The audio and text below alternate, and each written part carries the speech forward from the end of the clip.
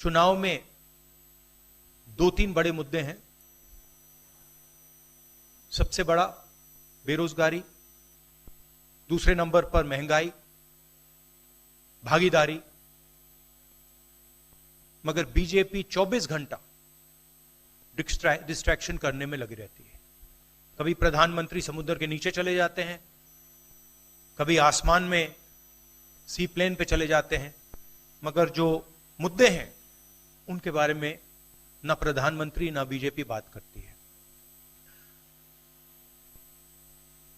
कुछ दिन पहले प्रधानमंत्री ने ANI को बहुत लंबा इंटरव्यू दिया।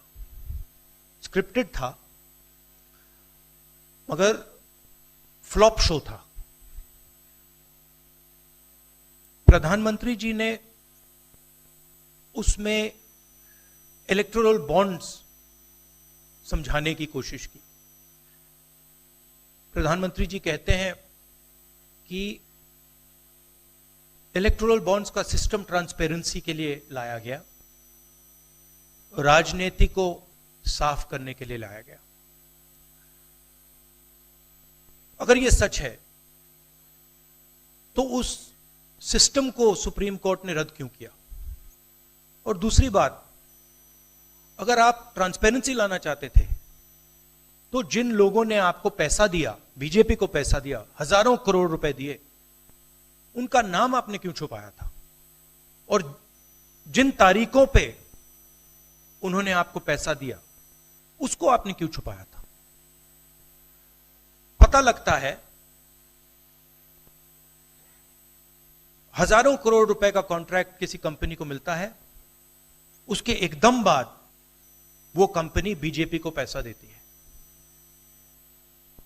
सीबीआई की इंक्वायरी होती है, ईडी की इंक्वायरी होती है, किसी कंपनी पर शुरू होती है, उसके 10-15 दिन बाद कंपनी करोड़ों रुपए बीजेपी को देती है और फिर सीबीआई की इंक्वायरी, ईडी की इंक्वायरी बंद हो जाती है। सड़क पे इसको एक्सटॉर्शन कहते हैं,